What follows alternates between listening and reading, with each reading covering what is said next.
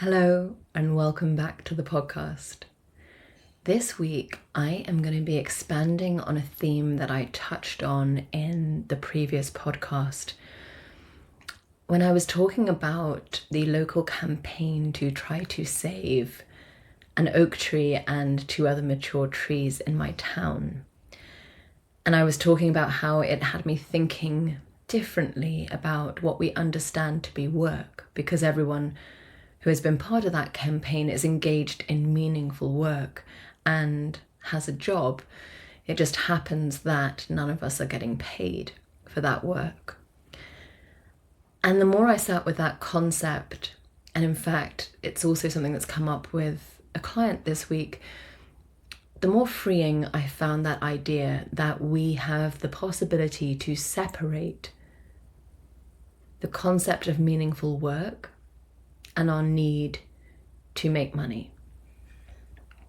Before I go any further, a quick tree update for those who are kindly following along with our campaign. The tree is still standing. There are an amazing group of people who have set up a rota system so that there are at least 2 people sat by the tree at every hour of the day. There are people out there at 2 a.m. It's freezing outside. You know, we're late January in England. It's cold. And people are just not giving up.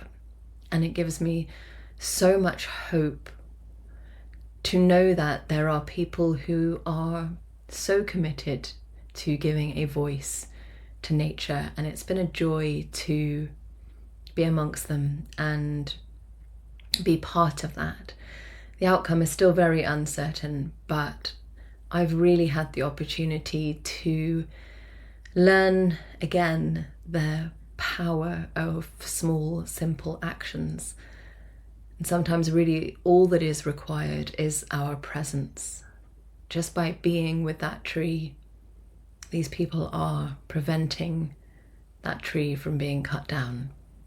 That's very empowering. So let's come back to this theme of how we can separate our need to make money and our desire to do purposeful, sustainable work. Perhaps I'll offer 2 disclaimers before we go deeper into this topic. The first thing is, I am not saying that earning money is not important. I absolutely understand that it is. And if you go back to episode 10, you can listen along with 3 easy ways to make money while pursuing regenerative work, where I attempt to offer some very straightforward strategies for making sure that that income earning piece is taken care of so that you have the freedom and headspace to pursue new ideas of work. The second thing I want to say is I am not implying in this separation that you cannot or will not make money from that purposeful, impactful work. I know that you can. My point today is that making money should not be your starting point. It's a very unhelpful starting point that roots us straight back into the kind of extractive system that we are trying to move away from. And I don't believe that money should ever be the thing that stops you from making changes, trying new things, and exploring new directions in your career. I'll begin by sharing a bit of a personal story of when this concept really showed up for me. So we're going to go way back in the Alyssa archives to when during that time, there were periods where I got lucky. I got good jobs. I was able to travel. I was able to work with some of my heroes. I had a lot of fun working on screen and on stage. And like the vast majority of actors out there, there was plenty of time in between those jobs when I was not working and when I was very frustrated and when I felt really powerless. And the thought that I can identify with a bit of distance now that really felt all pervasive at that time was that other people get to decide if I can do the work I love. That is exactly how it felt. It felt like all the power lay in somebody else's hands. But let's look at that thought again. Other people get to decide if I can do the work I love. Was that true? Now, with the benefit of, what are we talking about, 15 years plus hindsight here, I can answer no. No, absolutely no. There was nothing stopping me from acting in my own living room. There was nothing stopping me from doing unpaid work. There was nothing stopping me from creating my own pieces and inviting my own audiences. The only thing that stood in my way was this thought that that somehow wasn't proper work and I was here to be a proper actor. And it's funny because I know that if I could have gone back and asked myself, I would have said, well, okay, yes, I could do those things, but it's going to be really unsatisfactory because it's going to be, there's no audience or a small audience, or I'm going to be working with people who aren't very experienced. It's going to be more chaotic, and all of that may have been true. But however unsatisfactory it might have felt, it would have been so much more preferable than putting all of my power into the hands of distant casting directors or producers. And I would spend those quiet periods feeling so frustrated, feeling lost, feeling powerless, and increasingly desperate about the time passing between jobs. And I now see that I could have been putting all of that energy into making it happen anyway, into just simply doing my craft or enjoying the ability of others to do theirs, in reading plays, in watching plays, watching films, helping friends with auditions, working on my voice, learning big chunks of text, whatever it was. There were so many possibilities that would have made me all the more ready for when those paid opportunities did arise. If I had chosen to really commit to all of those kind of activities, to just get up and do the work regardless every day, I would have been an actor every day, instead of for those times that I let somebody else tell me that I could be an actor. So how does this apply to you and your journey and the pursuit of regenerative work? Well, I want to advocate for taking that same approach of just finding a way to do the work. Put simply, I want you to take the thought, I have to make money from this work, and I want you to put that thought to one side. And if that feels hard because you're really quite attached to that thought at this point, I want you to remind yourself that you will make money from this work at some time in the future. And in fact, what you're doing in this separation exercise is going to help you get to the point where you will make money from this work. Then, with that thought over to one side, think afresh about all the different ways that you can do the work that you want to do right now. And if you're not yet clear on exactly what that work looks like, that doesn't need to stop you from taking this approach. If you're still in that exploratory phase, then think about how you can explore ideas, how you can get inspired by other career paths, how you can learn about what might be needed out there, how you can think about your skills and experience and the things that light you up. But you can do all of that without the filter of how will this make me money, which is what holds so many people back from really and truly exploring new possibilities for their career. I mentioned that this concept had also come up with a client this week, and I wanted to share a little bit more about that because I think it shows another example of what happens when we don't take things seriously if they're not attached to our ideas of proper work. And proper work almost always means work that is paid, or the work that is paid to a level that we expect. So my client, we have worked together for a little while now, and she is at the point where she's quite clear about the type of work that she wants to do. She's developed some really beautiful ideas for the business that she wants to build, and it's all around a very community-rooted approach to marketing, and her real belief about people's desire to be in connection with each other, to be in a room together, and how you can create live experiences, and even digitally how you can create that feeling of being in community and in connection with each other.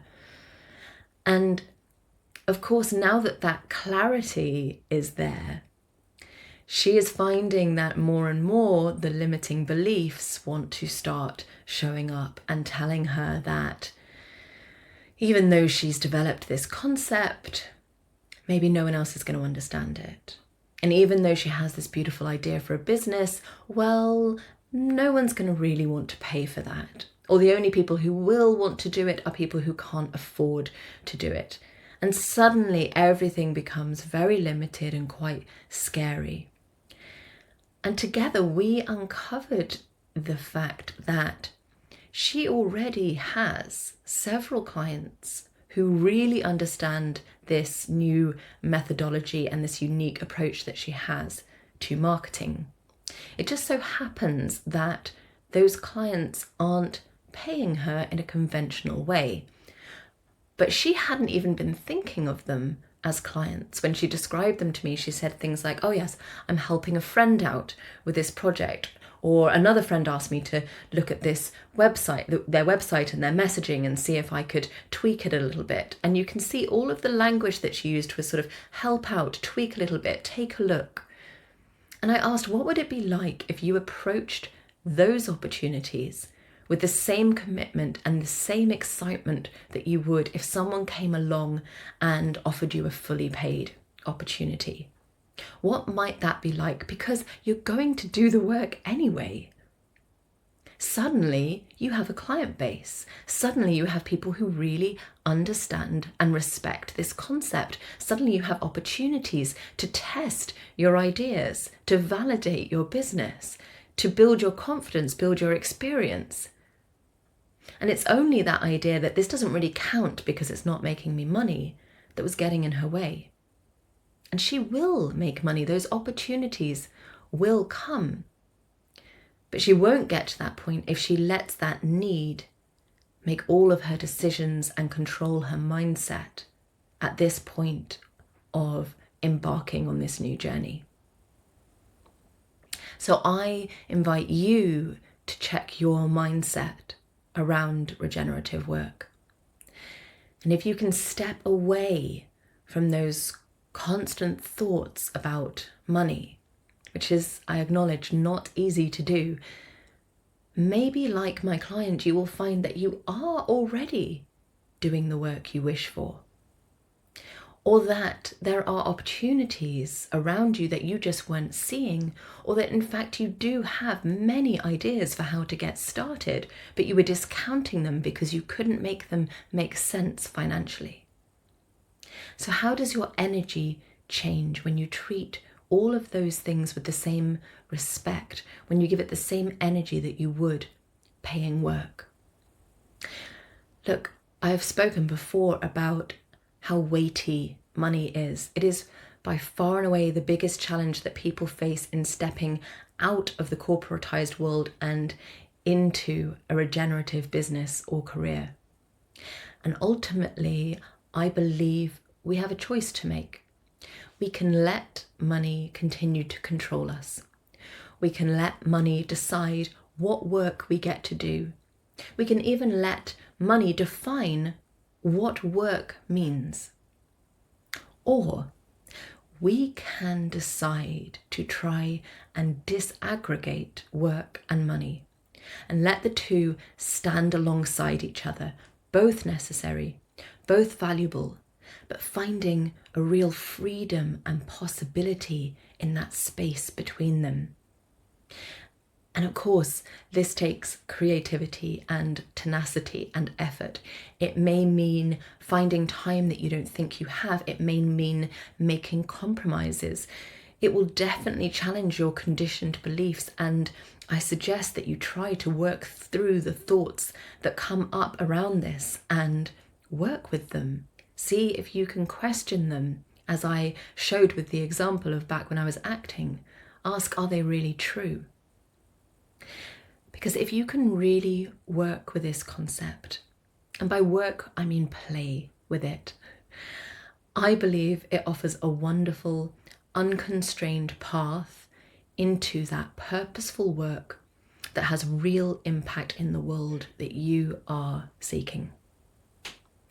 Don't let the ready availability of a monetary return stop you from pursuing that work. It matters too much. Don't wait or even allow for the concept that somebody else gets to give you permission to do the work you are called to do. You can start doing that work today, even if it's reading one page of a book, or putting your hand on the soil, or just giving space in your head to the ideas that you've been pushing away. I invite you to find a way to do the work you love today and then keep building from there. The more you do this work and treat it like your job, the more your confidence will grow that you can do this. The more you will believe in this work, the more proof you will have that others value this work. And then, with those solid foundations in place, then you can start to work out the financial piece of the puzzle. And you know what? You might find that it's much easier than you expected, particularly with those limiting beliefs out of the way. I am so excited for you to begin today. And I want to remind you that redefining work in the way that we talk about here on the podcast is so much easier to do in community. And if you would like to be an active part of the regenerative work-life community, which is a concept that is very dear to me and also very much in development at the moment, but if you'd like to join us for gatherings and mutual support, then please send me an email and I'll share what I'm working on behind the scenes, and I would love for you to share your ideas about what would serve you. So you can reach me at alyssa@regenerativeworklife.com. That's ALISA @regenerativeworklife.com. And if you are looking for one-to-one support on your career journey, I offer dedicated career transition coaching as well as regenerative business mentorship. And if you'd like to talk that through with me, then please book a discovery call at regenerativeworklife.com/discovery. Thank you for listening to the podcast today. Now let's roll up our sleeves together and get to regenerative work. I'll see you next week.